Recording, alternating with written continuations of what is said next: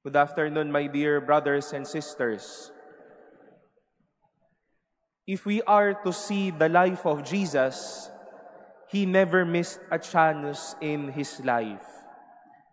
Wala siyang sinayang na mga pagkakataon. Hindi niya sinayang yung pagkakataon para magturo, ang mag-inspire sa mga tao, ang magpasaya sa mga tao, to stretch and extend God's healing unto them, and to let them see miracles in their life.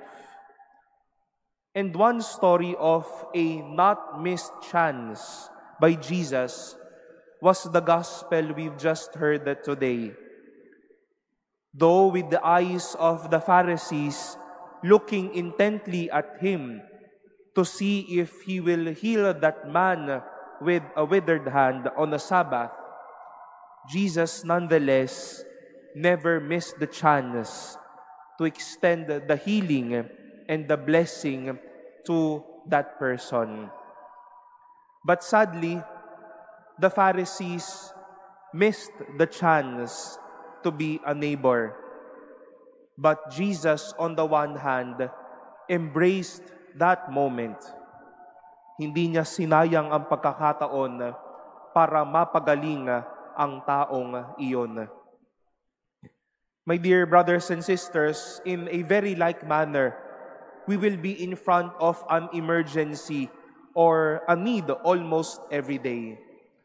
Kung hindi man po emergency, madaming pagkakataon para makatulong tayo ang haharap sa atin.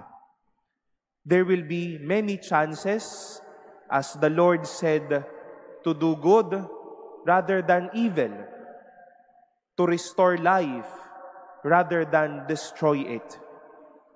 Jesus never missed a chance to do good and save a life, and to save a life.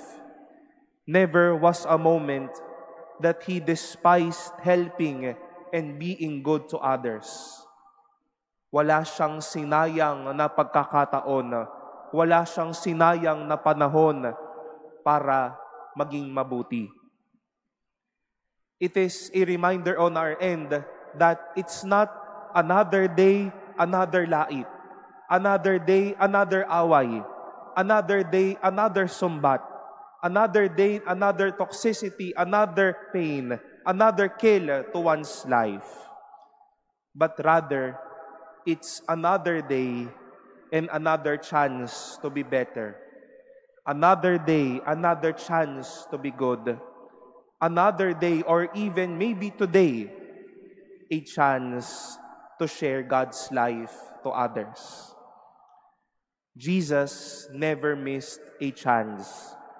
And at those moments, He extended a blessing. He extended a miracle.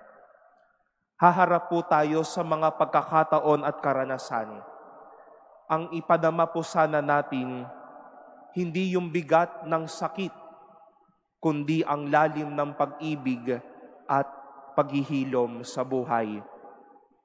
Never miss a chance to be good, and see how others will be blessed and will be graced of your own goodness.